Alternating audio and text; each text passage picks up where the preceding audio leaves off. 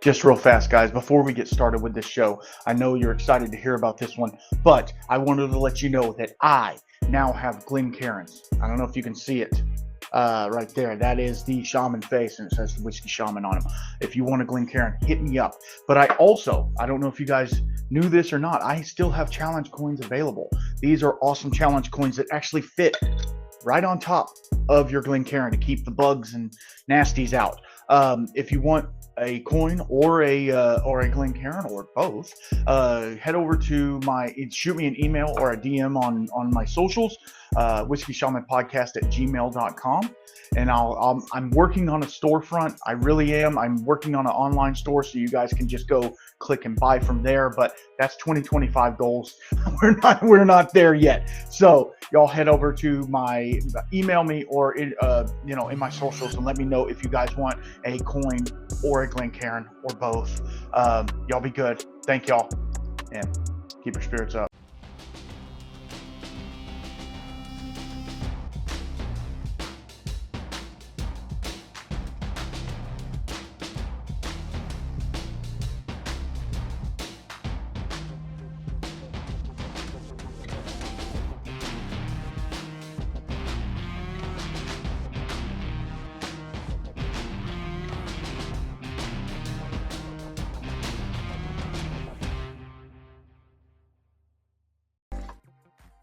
All right, guys, welcome back to the show. Today we are doing a redo. We'll get all into that. Today we have Nathan with Rio Brazos Distilling. I'm sorry, I screw it up every time. You think we've done this before. You think I know by now. But we are going to talk about all the things that they're doing. We're going to get into all their brand and why they chose, where they chose, and what they chose. So without further ado, here's Nathan. How's it going? Good. How are you? I'm very good. And we're not glitching out, and so that's awesome. For a little bit of foreshadowing for the people, we already tried to record this podcast a while back, and I was not at my house, and so let's just say the media didn't work. The media team didn't work for us on that one. So I'm going to insert right here the little blip of that, and you'll see how glitchy it was, and you'll see why we wanted to redo this, because we were talking about some cool stuff when I could hear what was going on. So Nathan, I thank you again for coming back on here and hanging out with me. I know you're a busy man, and I want to make sure that I use your time wisely. So let's get into the meat and taters of it. Why would you start a distillery? Why are you doing what you're doing? That's a really good question. When we started, well, no one had done any craft distilling in this area. Well, at least not legally ever. Right. And it was a totally different landscape at that time. It was 2012 when we got the lease, and 2013 when we sold our first bottle. Awesome. But yeah, no, I mean a lot has changed. Really, I just wanted to make something. And I started off as a home brewer, and a cook, and just making stuff, and then realizing in college that when you make beer, you're never short of friends. And distilling kind of was it was kind of a natural evolution of just experimentation and having fun. And when somebody says, "Hey, can you make such and such?" and you say, after you've had one or two, first off, you say, "Well, hey, yeah, of course I can." Yeah.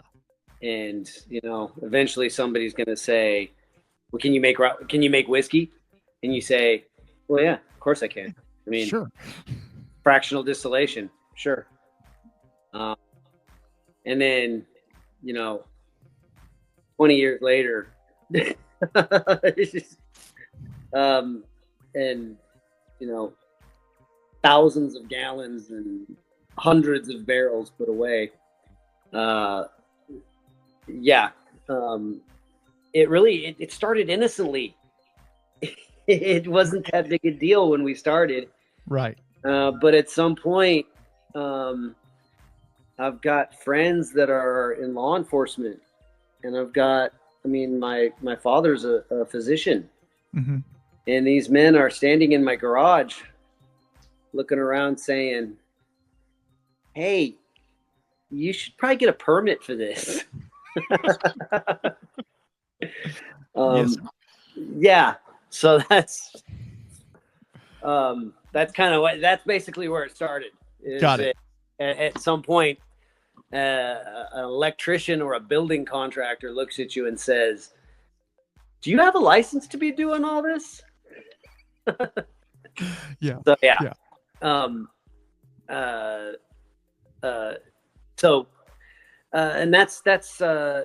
that was really and that's been a huge amount of fun. Right. Ever since we got started, but now that we're really have a chance to put more into our tasting room, Okay. it's even more fun because there's so many little projects you can do, so many experiments, stuff that Mm-hmm. you can do on a small scale and mess up and not lose $5,000. You Right. know, Right. or maybe you haven't lost $5,000. You've just made $5,000 worth of a spirit that very few people will ever want to drink. Right. If you do that in a 2-liter scale, you end up with some bottles of, strange experimental sweet potato green pea whiskey that, somebody, eventually somebody will try my sweet potato candy. And sorghum honey rum. Ooh, I mean, that sounds good. Yeah. If I tried making it commercially and selling it at your local store, I'd probably have to charge you about $300 a bottle, and nobody's ever going to pay that. And in the end, it tastes like sweet potato brandy. So I forgot to ask beforehand, where are you located out of? I totally forgot to ask for the listeners, where are you located? Your distillery is located out of Aggieland. Okay. We are less than a 5-minute drive from the second largest football stadium in North America, in the Western Hemisphere, actually. We are right here in College Station. Okay, awesome. So I was telling some of my buddies that I was going to do a podcast with you guys, and one of them said, "Can you please ask him to move his distillery because I won't be able to visit it?" So I'm guessing he's a UT guy. I don't know. I'm not into sports ball, but I'm like, now I don't know if he's going to uproot his whole distillery just for you. But Doc, that one's for you. You can visit us now. Now you'll be coming here every year. You'll be our guest. So there you go. There you go. We've already welcomed quite a few University of Texas folks. It's a fun rivalry, isn't it? I mean, it gets a little heated sometimes, but I'm kind of just stand back at the whole thing and watch it, kind of like a train wreck. I'm an Aggie. I graduated from New Mexico State University, so my wife's an Aggie, a Texas Aggie. My brother's a Texas Aggie. Everybody I know anymore is a Texas Aggie. So when they call me an Aggie, I just keep my mouth shut because I am an Aggie. Right, absolutely. By proxy, of course. No. So that's funny. I graduated New Mexico State University. Yeah, right. Okay. We were Aggies. We were Aggies first. Yeah, We just don't take it as right. I guess you're right. So once you guys decided, hey, we need to do this a little more legit and get the paperwork and stuff like that, were you just doing it out? I'm obviously in Texas, you can't do it out of the house. So did you just get a small piece of, a little on a strip center in town, or were you at a ranch or something like that? In an industrial park. Okay. When we first went in, were trying to find places to let to us, it wouldn't. Very few places would call us back. Distillery, distilled spirits, and the few people who did ask me about, what kind of a whiskey bar, tasting room, I went back to, well, yeah, we are planning on having a tasting room, but we're also going to be a production facility. Right. We'll be filling barrels. We'll be, we'll be treating water. We'll be, stacking up flammable containers. Yeah. And, that usually ended the conversation right away. Yeah. Normally it does. Until we met Dennis Sullins, who owns Quality Enterprises Construction. And he also owns this industrial where we're located. And he had just started renting to the new friends of mine who owned New Republic Brewing Company. Okay. And so he didn't hesitate.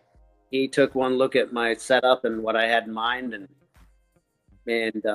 he understood. He's a contractor, and he understood what was involved. And so he was the only one who would rent to me. It was pointed out to me that the name of the town is College Station, not City of Industry. It's they don't welcome dirty, dangerous operations usually. Right. But once we got started, the people in this community came out of the woodwork to help us out in a million ways. We had a leg up. We didn't have any of the a lot of the problems that you hear about distilleries opening up in especially in larger markets. I don't even want to. Just the problems that a lot of distilleries in a lot of parts of the country have as soon as they open up with, okay, well, you want to do business in our community, well, here's what you have to pay us. We had the opposite in College Station. This was, you want to do a business in College Station, you want to help our community, help our economy, start employing people and make something.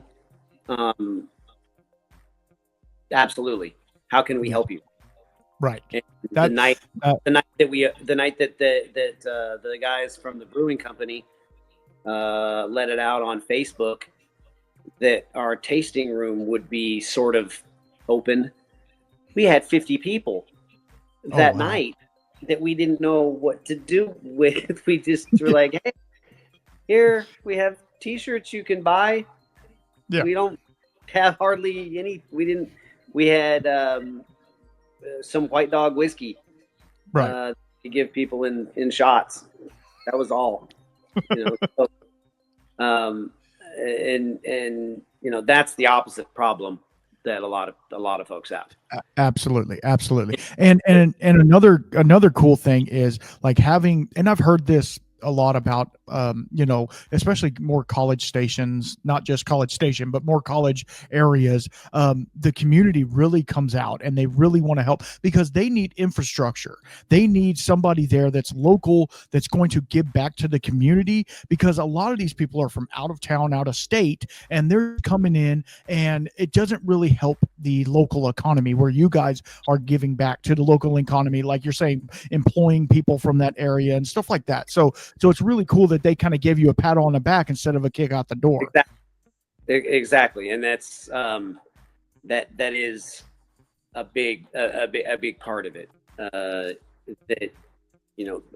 a huge population of the town doesn't really live here, or isn't going to live here for much longer. Right.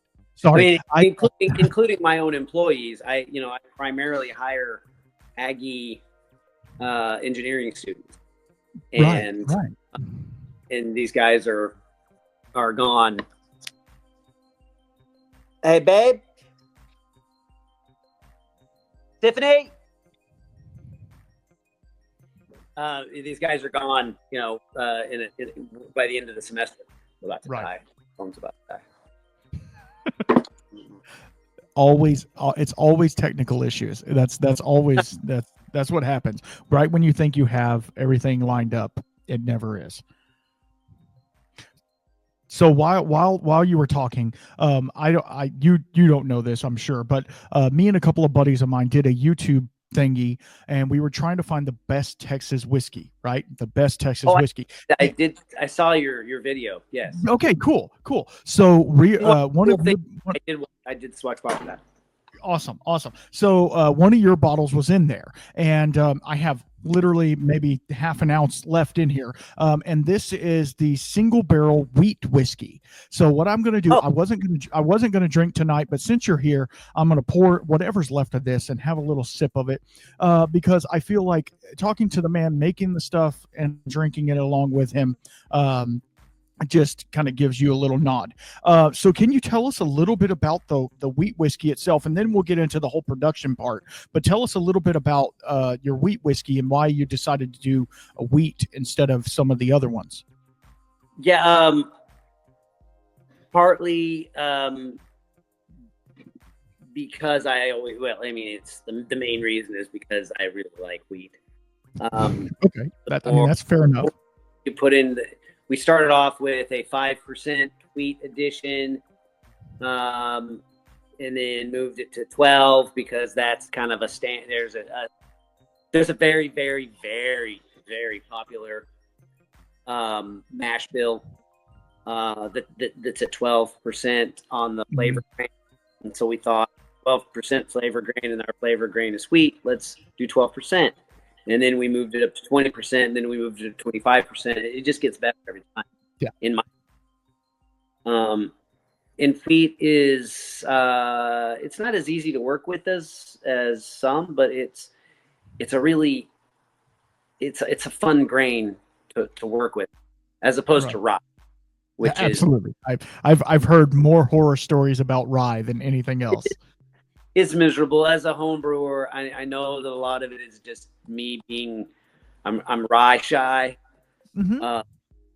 But you decide to make a Roggen beer or whatever, and you wasted your entire Sunday with a set mash or a stuck mash or it's not worth it to me. But and wheat gives everything a softness, in my opinion. Wheat is defined by what it doesn't do. It doesn't interfere with the flavor of the barrel or of the other grain. I think that's what's cool about it. And it so I'd always wanted to do it. And I'd made on the 10-gallon size, we made I can't remember the exact bill, but it was a high wheat malt whiskey. It was a malt whiskey that was like 40%, something 40-something percent wheat. Okay. And it turned out really well. It was like a really, really soft malt whiskey. Right. And so I guess that's why I wanted to do it. And then and we just kind of thought wheat whiskey would be pretty easy to market if we were doing it for the notes. We're trying to learn stuff. So it was just that one-off batch. We ended up getting 7 barrels from that. Okay. 30-gallon barrels. So right. Barrel. And that was so we sold most of those. I believe 6 of the 7 barrels we sold to specs. Yes. So that's probably where you got that. Right. And unfortunately, this is one that was sampled to me, so I don't have the actual bottle in front of me. But I think it was a 4-year-old cask strength single barrel that I think he said he got at specs, if I'm not mistaken. Yeah. And I don't know that I didn't sell it. We didn't sell it to specs, obviously. I understand. Who sold it to? We were told sold it to specs. The malt whiskey, we ended up with one big 53-gallon barrel. Okay. It had been aged for 4 years in 2 30-gallon barrels. We moved it out into one first use charred 53-gallon barrel where it sat for another year and a half. The wheat whiskey sat for 4.5 years, all in the same 7 30-gallon barrels. And those were all Minnesota oak. Okay. 30-gallon charred white oak. It's a number. So they're 30 gallons. So you almost doubled the surface volume. Right. In the barrel of whiskey to char. Mm-hmm. At the same time, it's a number 3 char, so that's fairly deep. I think that represents quite a few major brands, but it's on the darker side, deeper side of char. Right. But yeah, that's what I think that those things are what contribute to the flavor. Yes, absolutely. It's a hard red winter harvested wheat. Okay. And I was told that is not quite as fruity as white, as soft white. Right. Wheat. But a lot of that is I'm taking that as for granted, because I think that the fruitiness in those Weissen beers that we all know and some of us love, I think that probably has more to do with the yeast. Yes. And really, I'd like to know what the difference is between different types of wheats and that sort of thing.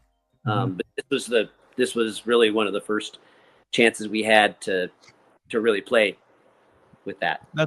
That's awesome. So let's move back. And let me just tell you, just from having the little, and of course, when I had it in the blind lineup, you don't know where it's at, and you're tasting other whiskeys with it. So it's like you can kind of get skewed on certain things.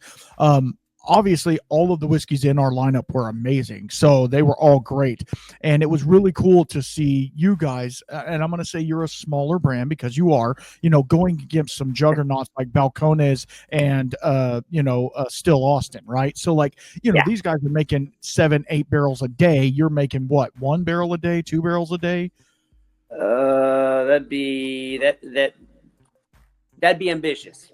Okay. Well, let's go back there then. How in your production, like your still size and stuff like that. Let's go back there. We ended up doing about a barrel every other day. Mm-hmm. We'll come off with 6 to 8 barrels every other week, or every Okay. 3 weeks, depending.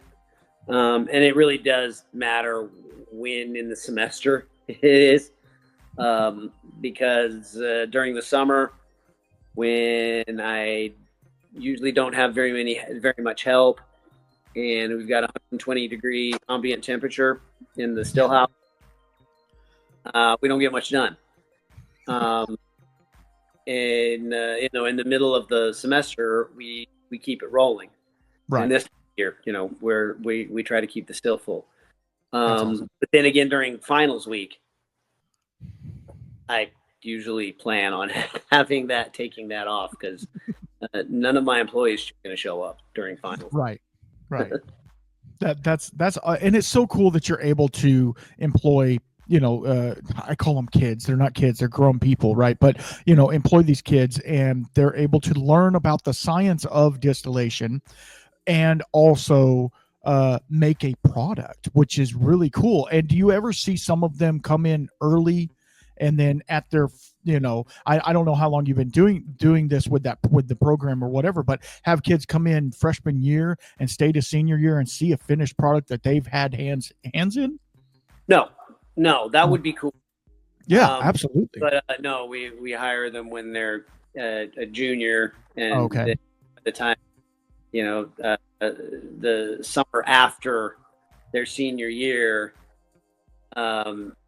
and they're weighing these different job opportunities. Yeah.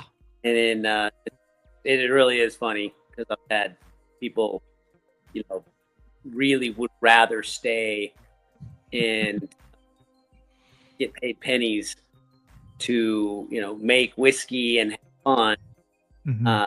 than to go get a real job.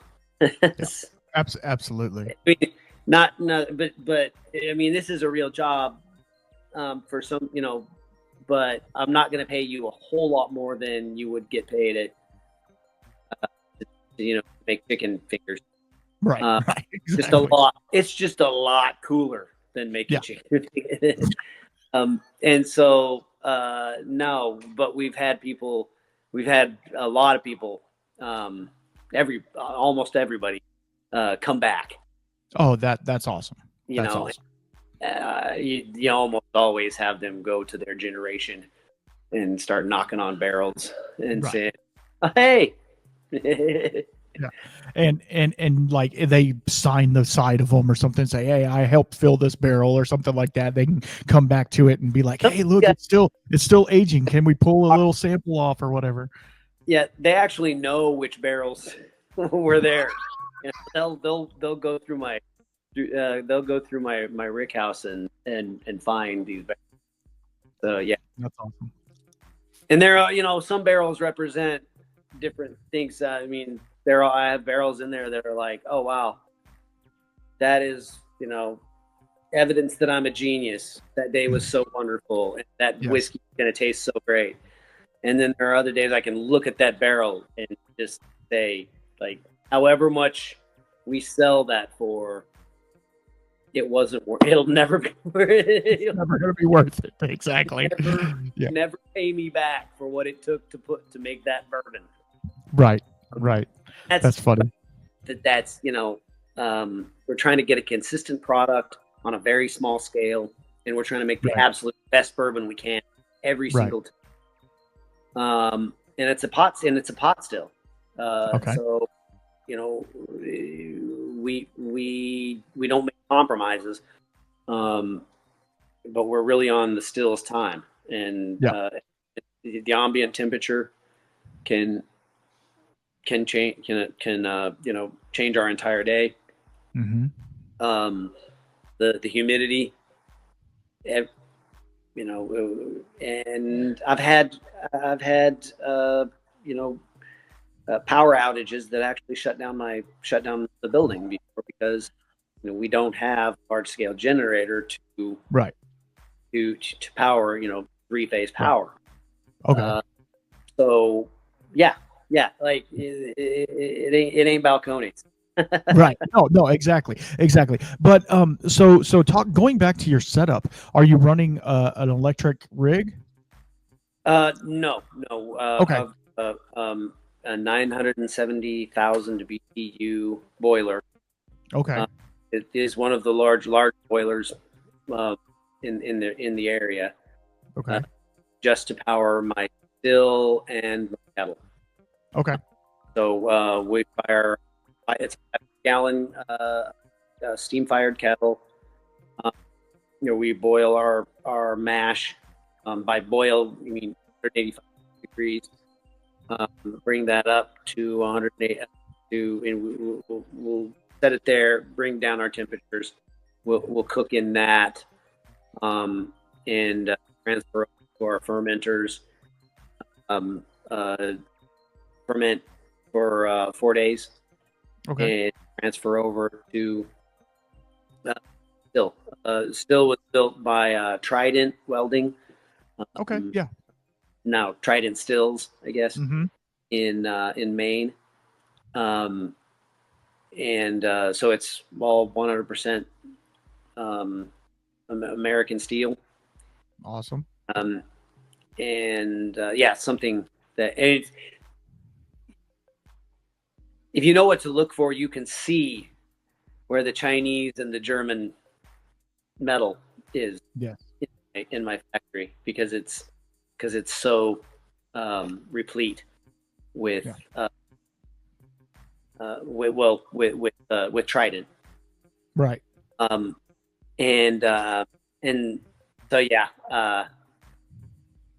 We definitely benefit from having top of the line equipment, but it is still just a pot still.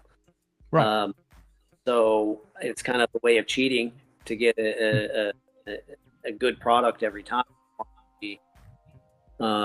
Use quality product, Right. wholesome, and the ferment is takes less than a week. And we know for a fact that we're either not going to get whiskey or we're going to get good whiskey. Right. There isn't a whole lot that I do, honestly. Right. There's a point there on the day of the spirit run when I need to make a decision whether to cut between 160 proof to 165 proof. But to cut to tails. Yeah. There's a definitely, and you think 5% alcohol. Right. There's not that seems like a tiny little window, but no, on a spirit run day that lasts 26 hours, Oh. something, 5% alcohol can last forever. And during that time, it goes from, the thing I like to, bourbon, the thing you notice is that the taste goes from sweet to savory over the course of that. And so the longer you let it run, the more oils, the more body, the more meat, and also just the more whiskey flavor it gets. The shorter the sooner you cut it, the lighter, or what they call smoother you'll get. So the longer you've been drinking, and the older you are, the more you'll tend to like it as it keeps on coming off the still after 155, 60. Right. And then as it keeps on dropping in proof, you'll start getting a little more musty, soft barnyard smells. But I'm old and I've been drinking a long time, and the longer that it comes off this pot still, the more usable alcohol I get now instead of later to put into my barrel now to make more money. So basically, the longer I let it run, not only does the whiskey taste better to me, but I also make more money. So it can hardly be objective at that point. Right. So really nice to have a younger guy who's not, who hasn't already bought into the company, Right. whose livelihood isn't at stake, to just come by and taste it off the still and, oh yeah, no, that's great, boss. Keep letting it run. Or, oh, hey, wet dog. And as soon as you hear wet dog, you're like, oh, cut to tails. Yeah. And so that I forgot how I got off on that. It's okay. It's okay. No, and I love it. I love it when the conversation just goes to geekery, because that's obviously, if anybody in listening's been following for a minute, I love to go down that road, like talking about attenuation of yeast and stuff like that. It's fine. But so, okay, let's talk about your first product. Did you always want to make bourbon, or were you like, hey, I want to make a malt, I want to make rum, I want to make, was it always bourbon up front? Or was it like, hey, I just want to throw the gamut and kind of throw spaghetti at the wall and see what sticks? It really was spaghetti at the wall. And at first I didn't care what stuck. Okay. It was just, I kind of figured I could wing it, and I love it. And if people didn't like it, well, I mean, we would find out in 4 to 6 years. That's kind of the thing. I mean, it's this massive capital outlay for a product that you might find out if people like it, the finished product 4 years from now, if you're still in business. Right. And then, so people like the product, great. Now you got to package it and ship it out, and that could take months. And then you got to wait for the better part of a year to get paid for it. It's, it's All right, I'm going to sneak in here real fast, guys. I won't keep you long. I wanted to talk about our sponsor today. That is none other than Hinterhouse Distilling. This is the Batch 3 American Single Malt, their Discovery Series, their collab with Dust Bowl Brewing Company. And I was talking to Nate the other day, and he said that this bottle is almost sold out. So if you want to get one, go over to hinterhouse.distilling.com and pick you up a bottle. I've been sipping on this one. I sampled this one out a little bit to some people. We've had some really good reviews with it. So if you're into American Single Malt, and they also have bourbons and other things, their Warming Hut was an amazing cordial or holiday drink that they made. I don't know if that's available anymore, so you have to check the website. But one of the things I will say, these guys are grain to glass. They're doing everything in-house. They're trying to keep it as local and as terroir driven as possible. So go over there, check them out, hinterhouse.distilling.com. They do have pretty good distribution, so you should be able to get you a bottle. So y'all be good. Enjoy the rest of the show. And until next time, keep your spirits up. It's unlike a lot of it's unlike almost any other product in Right. that, and just the fact that we owe taxes on it the moment that we make it. Yes. That is completely, there's no other product like that. No, there's not. That I owe taxes the moment I made it, but before I can label it with a package that lets people know what it is, because that's what it is. Right. I have to get permission to call what it is from the government, who could and have told me that I'm not allowed to tell people what that is, because to tell people what that is would be deceptive. Wow. Yes. I mean, nobody at the government is going to deny it. Nobody at the labeling division at TTB would deny this. This is how this is done. Wow.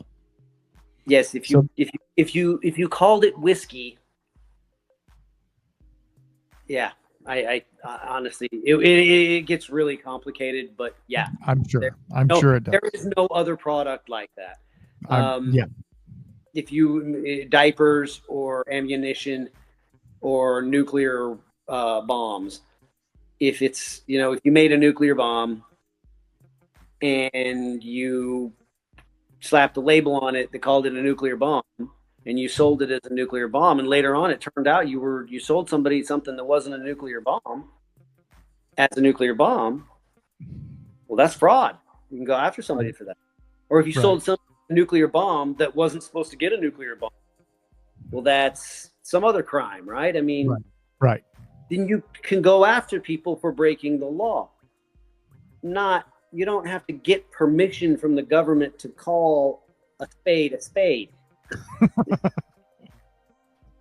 Yes, sir. Yes, sir. I totally understand what you're saying, because I've been fortunate enough to talk to a couple of people about this topic in itself, and it's really cool to see how people react to it, and they're like, I can't do this. Like, I'm trying to get label approval for a stupid whiskey that it tastes great, but we accidentally put honey in it. So now it's just distilled spirit specialty, but I can't even, it has to have a completely different color label, and it can't be reminiscent of the whiskey. It's like, oh my gosh, it's a nightmare. It's a nightmare, really. Because it's whiskey with honey in it. I just want to call it whiskey with honey in it. No, that would be deceptive. Yes, absolutely. Absolutely. Yeah. And it's so dumb, because I mean, we're, for us in America, especially, I know I have some overseas listeners, but for us in America, you have to be 21 to drink. So you're a grown adult. You can go fight for your country at 18, but we have to wait till we're 21 to drink. But anyway, you can. But so we're all adults drinking this beverage. If I hand you a glass and say, this is whiskey that I put honey in, what are you going to think it is? Whiskey that you put honey in. You're not going to think, oh, well, that's apple juice. It's the TTB saying that we're babies and we don't know what we're doing. And we have to be told everything, and we can't just use our minds, which I understand. It's used in these communications. Yes. I mean, it is assumed that the public are small children. They are all small. None of you have a brain. And if I say you, I mean us. Us. Cannot be trusted to listen. And that's the thing, is you're also requiring me to use distilled spirit specialty. That tells you absolutely nothing about it. Which is more deceptive? Something that actually is what's in it, or distilled spirit specialty? Right. I mean, or words like moonshine, or things that by definition do not mean what they mean. No, exactly. And so, like you guys at your tasting room, you sell a clear white dog spirit, correct? Yes, sir. Do you call it moonshine? We actually do not say it's not a spirit; it's whiskey. Right. Yes. There you go. And see, that's the goes for whiskey. Right. And that's the thing that people get turned off about. They're like, oh, that's moonshine. No, it's not. That's whiskey. It's just not aged. I mean, it's unaged whiskey. That's all it is. But to make moonshine, you got to do other things to it. But most of the country, most people in the United States, most people in the world who, in the whiskey drinking world, this is what people would have seen when you said whiskey. This is what people would have expected. Yes, sir. You handed them a brownish red liquid and said whiskey, they would want to know what was wrong with it. And saying that we aged it for a very long time in burnt barrels would not make it sound tasty to someone living in the 1860s. If it was any good, you shouldn't have had to age it. Right. Absolutely. And so what are your thoughts on that? Obviously you sell a white whiskey, and I'm guessing if you sell it, it must taste fairly decent for you to sell it on, at the store. But there's a big misconception where people say when you're making a clear whiskey that you really don't have anything to hide behind, because the barrel does interact with the whiskey, and it does change the flavor and do all this stuff. So how do you feel when people are like, oh, I don't want to drink that because it's it's subpar whiskey? How do you feel about people when they say, I don't know if they've ever said it to you personally, but I hear that a lot when they're like, I don't drink white whiskey because it's not good. Well, I think that has been, it was 13 years ago when White Owl started coming out, and, Right. and a lot of the big name, these white whiskeys and moonshines that people were trying to sell, me included, to get their distilleries.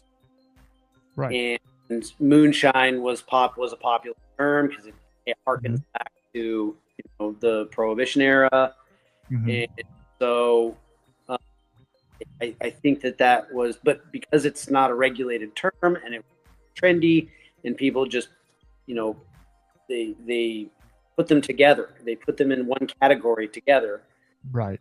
And they said moonshine. And of course, that's a recipe for disaster, because you've taken the entire category and subsumed it under an unregulated term.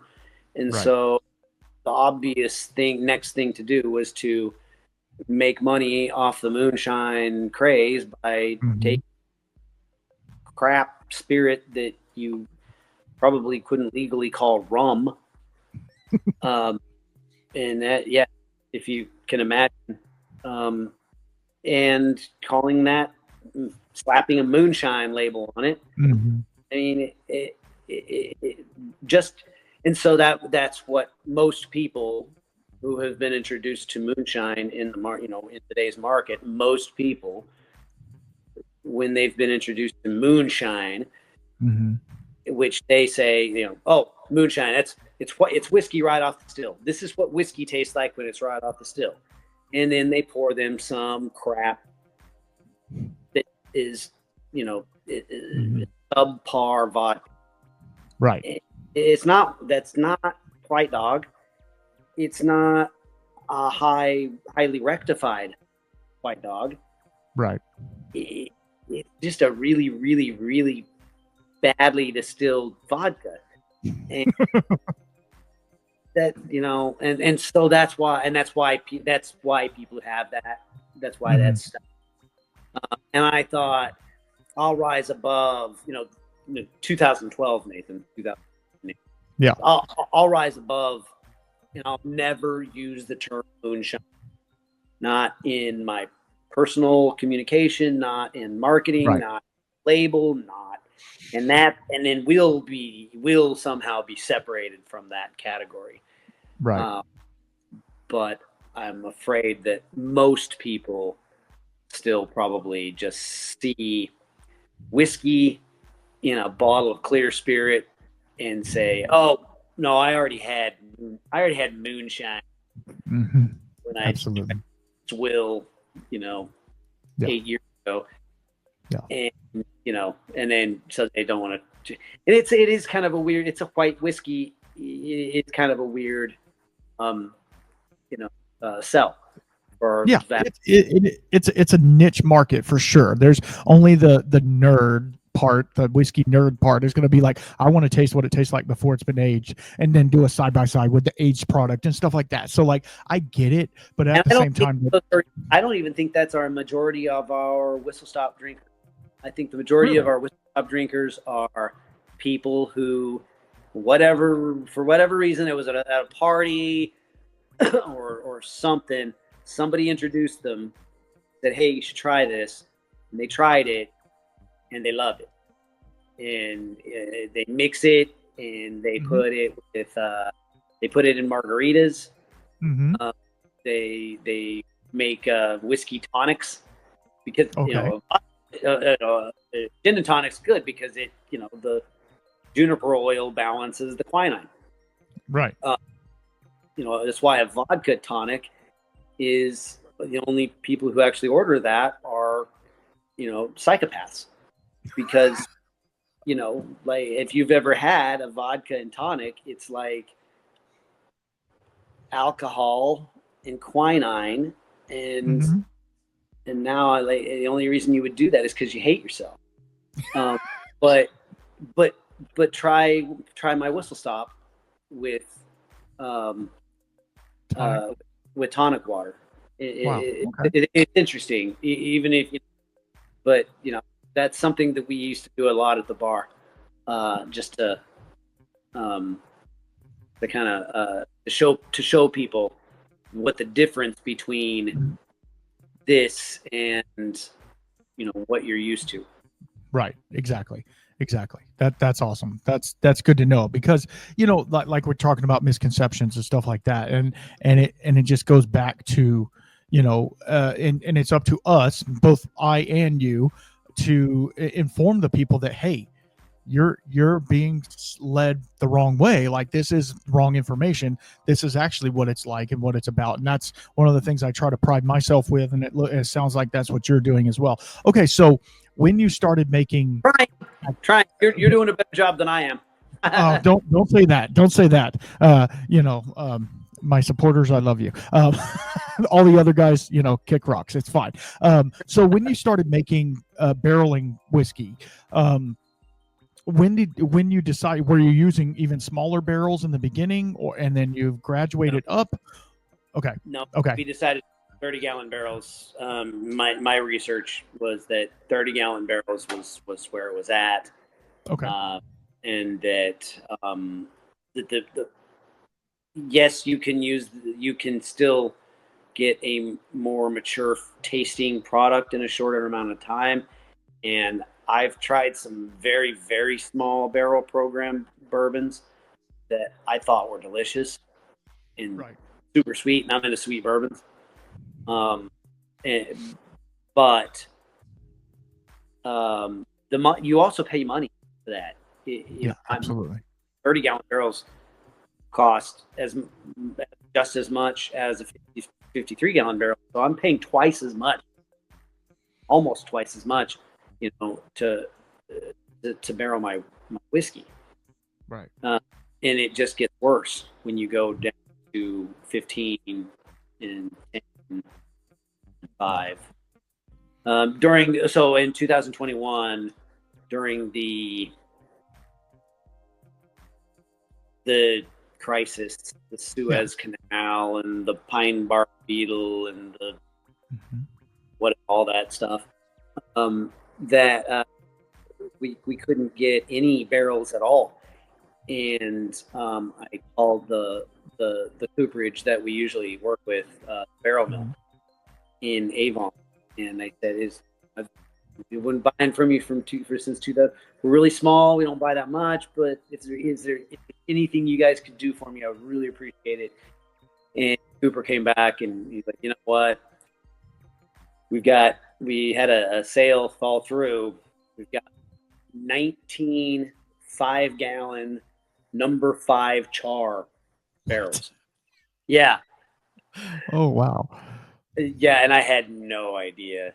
But I said, yeah, but put my name on them. They're mine. Right. I think those might have been the last 19 barrels ever in the United States at that time. Yeah. Wow. Okay. And so yeah, we've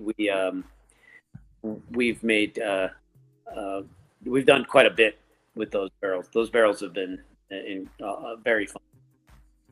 But mostly we used it to keep up with College Station Texas corn whiskey. Okay. Yeah. That for the most part. That's awesome. So kind of go through your skew of bottlings that you have, both at the College Station Texas whiskey was a corn whiskey. The last few batches that we've done, it's been going into first use charred oak barrels, and we've been using 100% bourbon mash. So it's a young, I think 1 to 1.5 year old bourbon. Okay. So not quite straight, right? Bourbon. But I've been putting it in College Station labels. But we're switching up. It's going to be in the future. It'll College Station bourbon. Okay.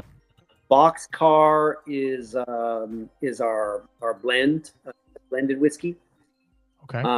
So I'll take my 1 or 3 barrels, hopefully in the 53-gallon size of our bourbon, just our regular whiskey distilled from a bourbon mash. Age once those barrels turn 4 years old, then we'll harvest them and blend them with neutral grain spirit that we buy from Gulf Coast distillers. Okay. Yeah. That's the only one of those 4 products that we buy spirit that we actually distill on our still.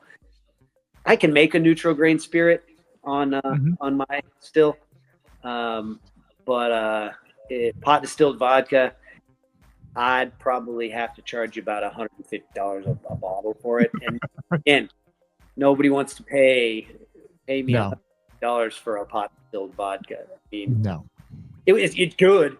You'd like it, but you're not going to pay me $150. No, sir. That's awesome. But, so we buy that from Gulf Coast. We buy the neutral grain spirit portion of Boxcar.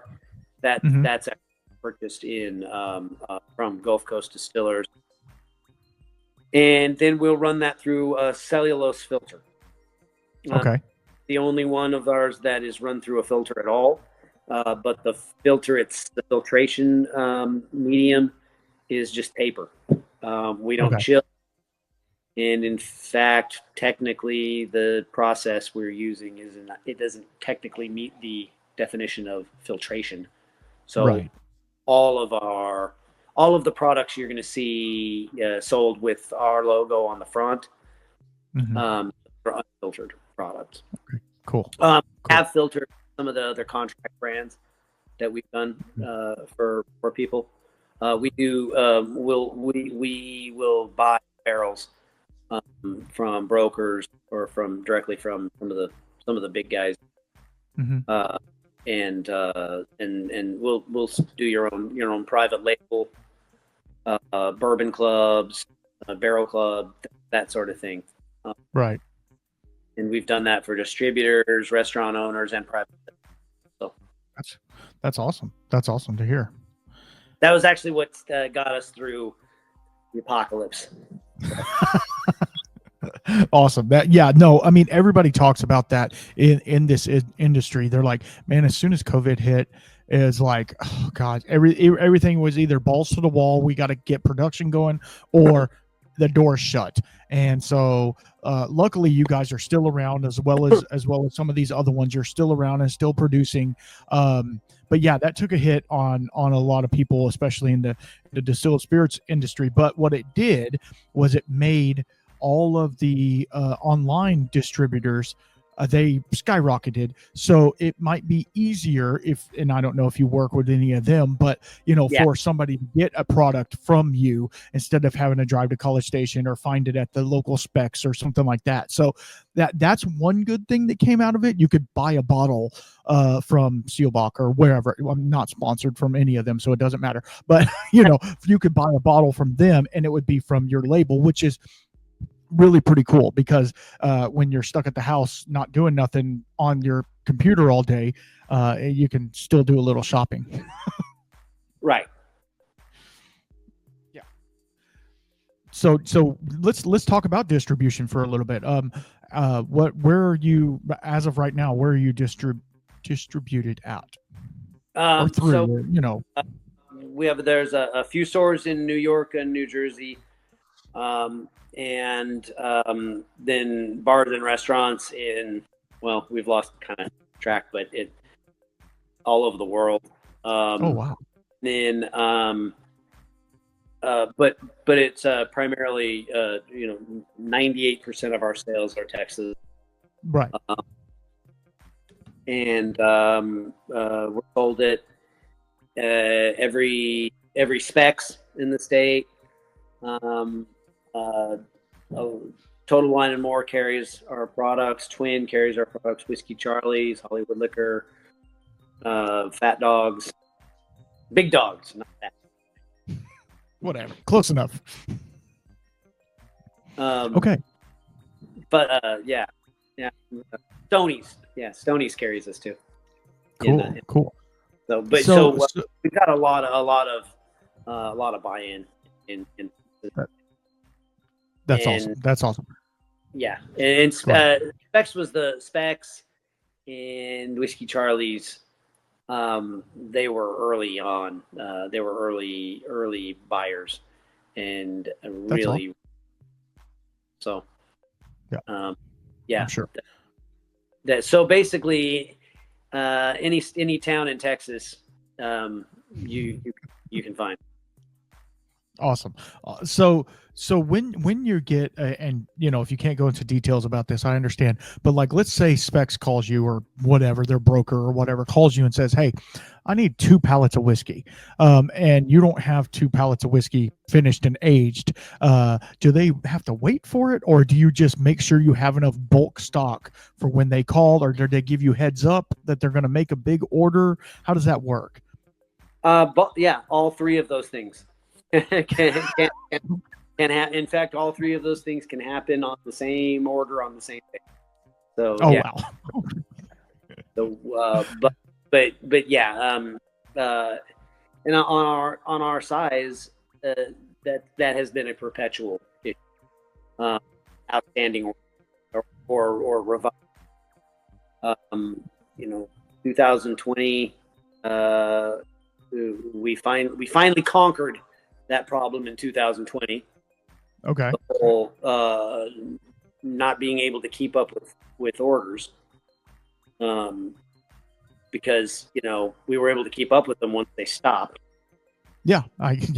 But other than that, that one time in 2020, we have never really been able to keep up with all of the orders that come in for our products. This entire business has been a long litany of apologies. I apologize. I wish I could get you more. I wish we could make more, but if I wish you could go back into a time machine 4 to 6 years ago and talk to my banker. Yeah. Absolutely there. But that's the nature of this. That is the nature of this business. So it's both a blessing and a curse. Is that correct? Yes, absolutely, absolutely. I mean, because you're like, you don't want to sit on barrels of whiskey for any longer than you need to, because you got to make money on them, right? But at the same time, if you can't keep up with production, and most people know this, but sometimes brokers they don't know this. The whiskey has to age. Like, you have to let it sit. You can't just distill it and throw it on the back of the truck. So like, you have to have aged stock. So like, it turns into a thing like, I can get you some stock, but it might be younger stock, and you don't want that. You were trying to make a consistent product, so yeah, I can see how it would be a blessing and a curse. But again, if they're calling in orders, that's a good sign, because you're selling bottles. Exactly. You've got spirits buyers, marketers, restaurant managers, bartenders, customers, all second guessing you and frustrated with you for financial decisions you made 6 years ago. Right. I am sorry. I apologize. I apologize for everything. You have to. You have to. If you've been married for a minute, just apologize for it, even if you didn't do it. Exactly. I love you, babe. Not you.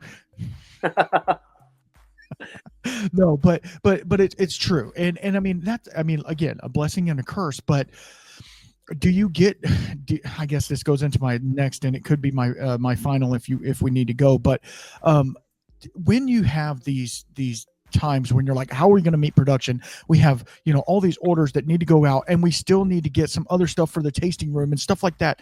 Do you ever just get overwhelmed and want to just say, we're done, we're closing the doors?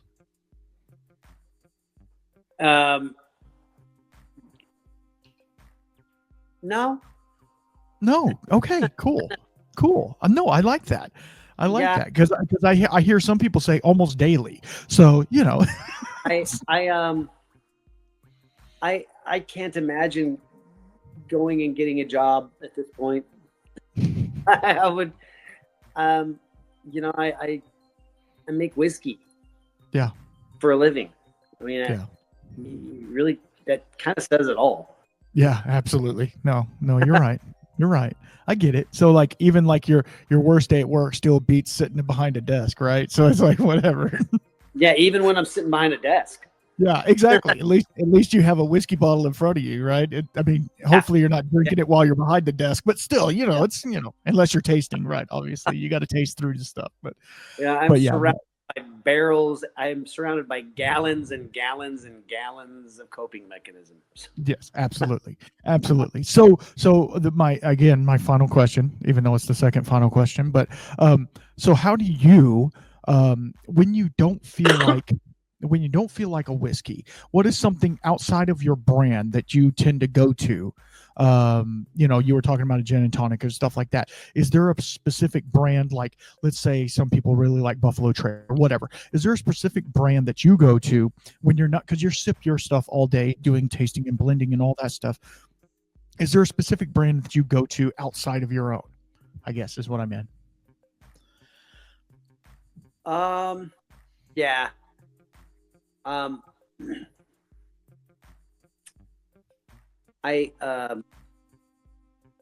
I really, really like Zeppelin Bend. Okay. I haven't been able to find it for a little while.